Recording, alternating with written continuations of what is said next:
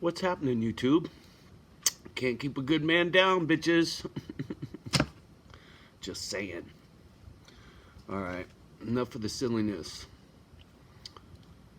What do you say we talk about plan B for the kid, huh? I made a little cheat notes. So, much of the day was spent thinking about some stuff, right? Introspection. Plan B. First things first.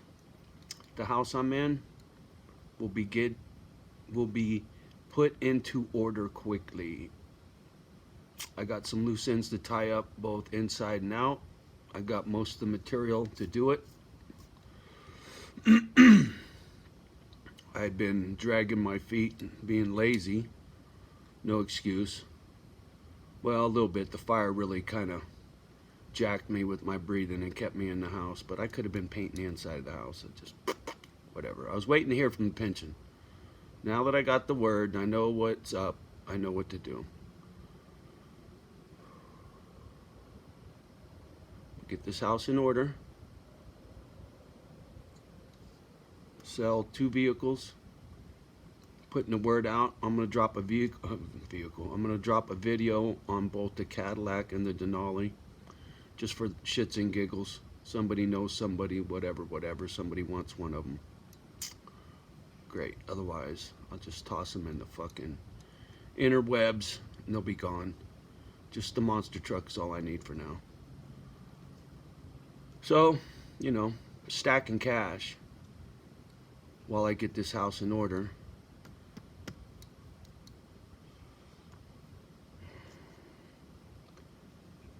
As I put together this plan, you know, I'm very grateful for what I have. I'm very grateful for the fact that I got the means and I'll have the income, irregardless of how short it is, to sustain me. Small house tucked in the forest somewhere. So I'll have peace and quiet, right? It's different than what I had planned, but I'm so very grateful. I'm gonna have much of what it was I was dreaming about, you know. Like I said, the doggy thing, who knows, whatever. That might still happen one day, and I will always have that burning in me. That will never leave me, you know, but I got to be patient. Get everything else done, and if that falls into place somehow someday, cool. But, you know, what I have, very lucky. Very, very lucky. So, tomorrow, my big job is to put together a material list for Home Depot and have those bitches drop it off on my doorstep. I got some outside work I need to knock out, and I want to get it done before the rain gets here. And I got a couple weeks to do that. So tomorrow I'll put the material list together and might even place the order. We'll see. Anyway,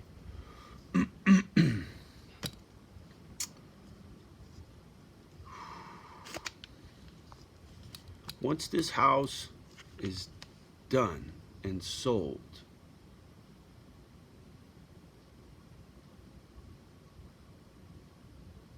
I'm gonna make sure that I got a window. There's the camera. Window to move from this spot to the next spot. I'm not gonna rent a place. You know, I'll do a long escrow or a long close if I have to, but while I dial this place in and get vehicles sold, I'll be on the mad search at the same time, right? Running parallel, so that I can find a spot that suits my budget, so that when this place sells, it's from A to B, no in between. Which would have been hard to do doing a dog rescue, but now that that's changed and my parameters for what I need has changed, it's gonna make it a lot easier, you know. I'm gonna make sure that a house is more tightened up and, you know, more money on the house and less money on the land, you know, just because I don't need the land now. You know, I need privacy, but I don't want a beat up house as bad as what I was willing to settle for in order to have property for the dogs. So it'll make it a little easier on me, my old self. I won't be crawling underneath some fucking house fixing some leaky pipes or some shit, you know. Maybe, who knows. But anyway, once I get settled into a spot, which I'm hoping will take place right after the first of the year, you know, if I could pull all this shit off sooner, I will. But realistically, first of the year, you know, I'll be moving in the middle of fucking winter, which will be a bitch. But, you know, if I can put it off till spring, it'd be ideal. I mean, granted, if I wanted to try to get top dollar for my place, I'd wait till spring. But the thing is, I think I can get top dollar for it now, right in the middle of winter. So if I can get top dollar for this now and then maybe chop somebody else off at the knees by getting at their place in the middle of winter, it saves me a little money, right? I don't give a fuck if the weather's foul when I'm moving. I'll call a truck company, pick up the ship container. They'll haul all my shit. All I gotta do is throw the babies in the monster truck and hit the highway. Fucking easy peasy. Anyway. But once I'm settled and before I get crazy on the house and doing anything, getting wrapped up into anything that's going to take a lot of my time and money, depending on what it takes me to get into the house, hopefully I got a little stash, which I'm sure I will. I'm going to travel. I'm going to go see family, you guys. I got a half dozen places around the country I need to see.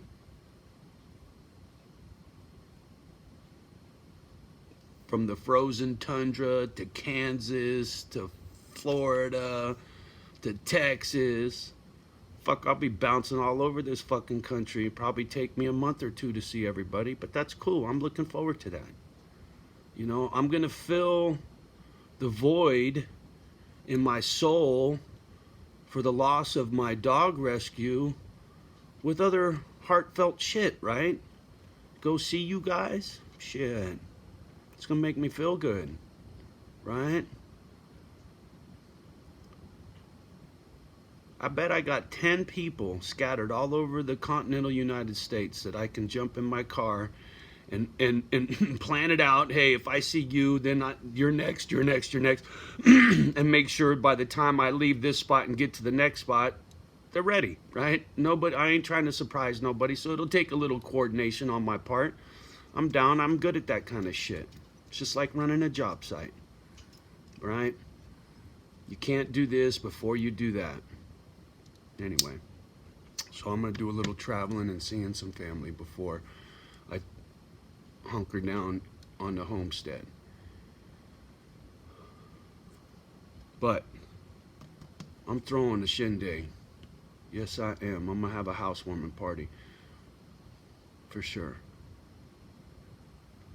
And I'll try to time it where I can get as many as you people to come, right? I'm gonna come see you first, put my money where my mouth is, then I'm gonna throw a housewarming party, you know, 6 months later.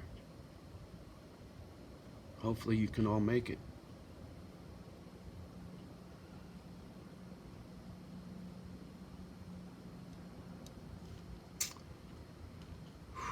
See, the thing is, when the virus first kicked off, and me and Tattoo Dave were chopping it up,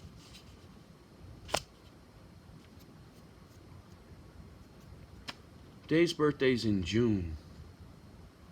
Mine was in September, right? And when the virus kicked off,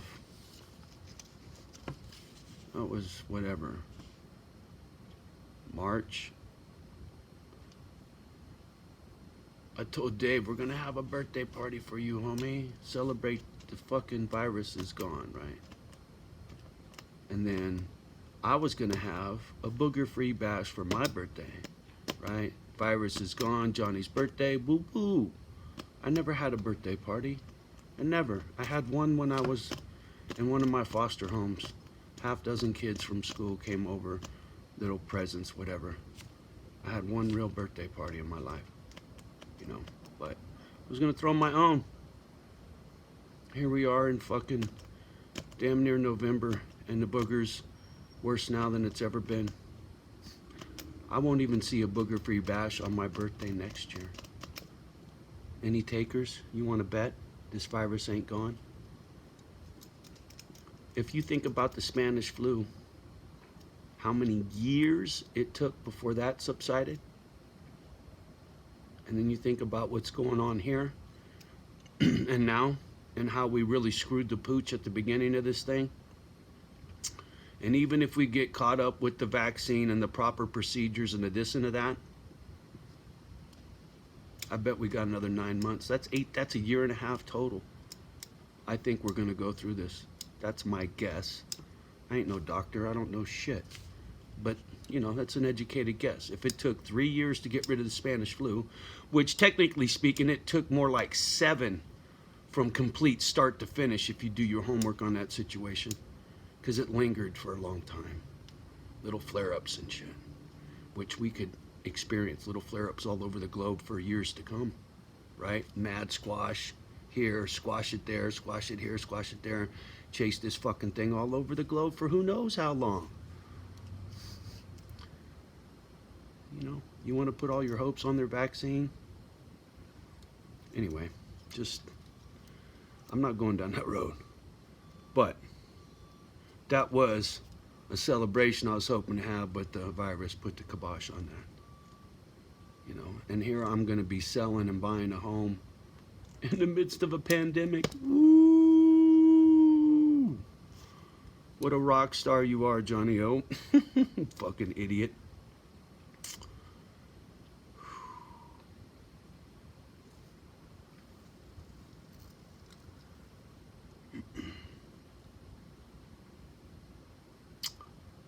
One of the nice things about prepping, all the crazy prepping I've been doing, and a lot of it was for the dog rescue. All my material, cables and screws and tools that I bought, you know,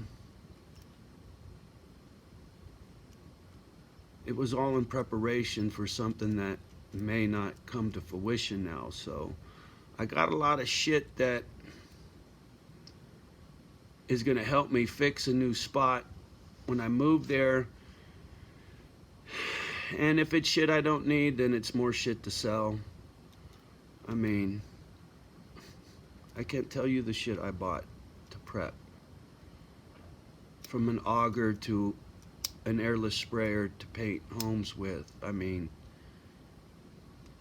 shit that if I was gonna be a contractor and make a living, I got pretty much everything I need.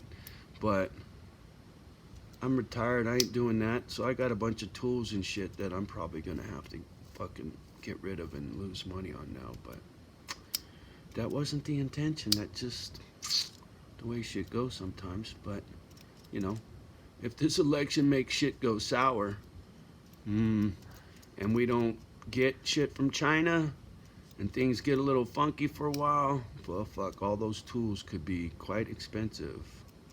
Might be a good investment, who knows. Anyway, I'm just thinking out loud. You know, extra freezer, 2 generators, a year's worth of fucking meat. So I'm dialed in once I get settled into a new homestead.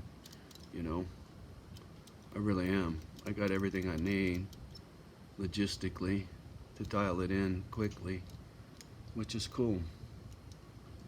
So I'm actually starting to shift my mindset to plan B, get excited about dialing in a nice quiet home for me and the girls, and boom, I'm done. You know, I don't have to do a build out, hire people to fucking help me knock a bunch of shit out for the first dog kennels that I was gonna build, right? Because I was gonna, sorry, my neck is killing me. I was gonna build a prototype, right? The first condo complex for my pit bulls, basically, little apartment complex I had planned, and then I would have something to show people when I went walking around with my hat in my hand. I had it all really planned out to the fucking minute detail. I'd thought about it for so long. And who knows, maybe it'll happen, but I can't think about it no more. I mean, it's all up here. I got I got the fucking plan. I just oh God. Oh, I'm hurting. Anyway, sore, working out and stress and all knotted up in my neck. But anyway, I'm looking forward to plan B. I'm looking forward to what's coming. I am. It's going to be a lot simpler, a lot calmer, a lot easier on this old fucking body of mine and my knees and my back and a this and a that. So, it's okay. It will be okay. And in time, I'll be quite happy, right? And, if there's a local dog shelter, I'll go volunteer. I'll go help other people with their shit if I need that connection. Problem is, that's somebody else's deal, and seeing them dogs in cages, that's just hard for me, because my spot wasn't going to be nothing like that. There was going to be no bars anywhere, no bars, windows, even if they're plexiglass, see-through, shit, no bars, fuck bars, just can't have that. Anyway, just a side note.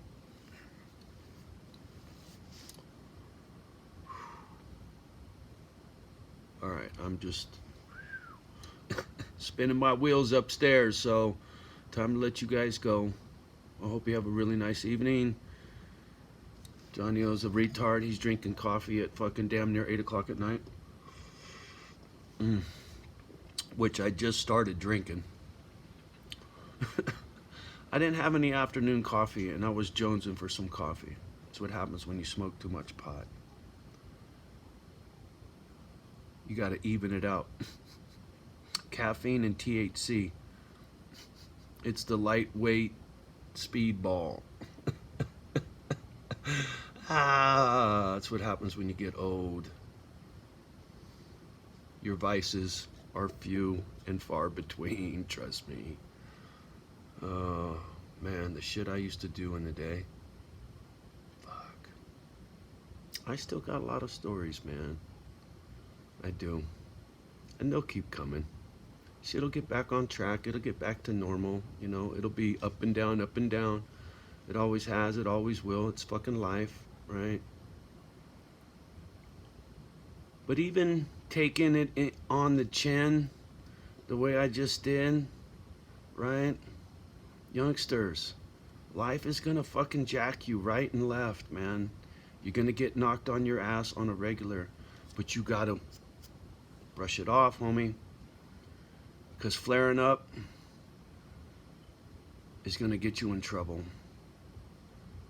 I get mad, crazy shit in my head about wanting to go down to the pension office and tell people off. Tell them how they're, robbing me blind and they're crooked and I'm going to call the feds and get you guys audited and a this and a that and blah, blah, blah, and show up at every big union meeting because they have them, periodically 2-3 times a year where everybody, you're talking a couple hundred motherfuckers in an auditorium and they're all fucking dusty, dirty ass sheet metal workers, right? A bunch of fucking alphas in one room, hooting and hollering. I get up there and I speak my mind, I'll stir the shit, right? That's the old me, wanting to fight everybody and everything for every ounce of fucking betrayal, right? I can't do that no more, and I won't. I've learned my lesson. I'll take what is given to me and be grateful to have it. I have to, and so do you. Right, youngster, when you get twisted up and you get all that crazy shit in your head, you gotta think it through, I've had situations where I've been wronged by men who I knew, and there was a woman between us, right? I had bad thoughts, man. Really, really bad thoughts for a long time. I didn't act on them, right? If I did, I'd be in the pen. Or dead. Just because you get fucked up shit in your head, you know, don't mean you gotta act on it. You gotta find a better way.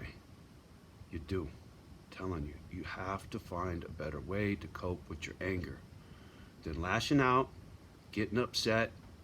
You know, this last 6 years of this shit really put me through the fucking ringer. You know,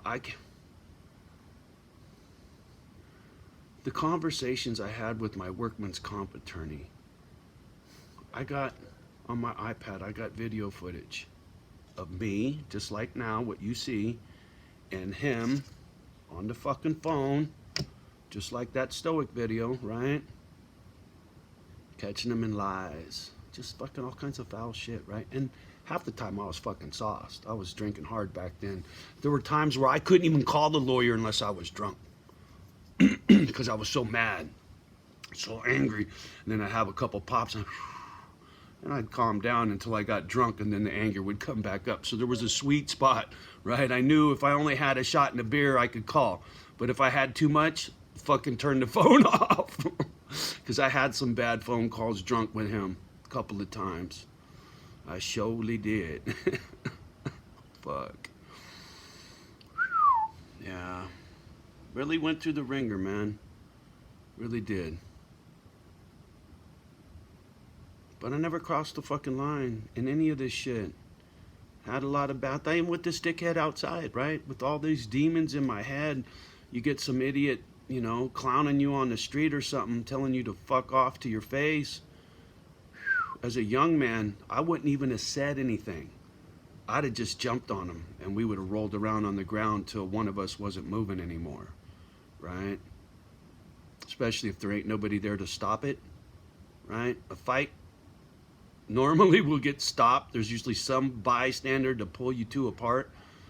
But you ever been in a fight where there ain't nobody to stop it? I haven't. Thank God. Just saying. There's always somebody around. But, youngster, and if there ain't, and you're the only one that walks away, you probably wished you weren't. Feel me? Do you want that for your fucking view? You want to be looking through fucking bars? See, the thing is, when my brother went to San Quentin, and I saw him the first time, sucked up, fucking eyes sucked into the back of his head, looked like he ain't slept in fucking 10 years. He looked so bad.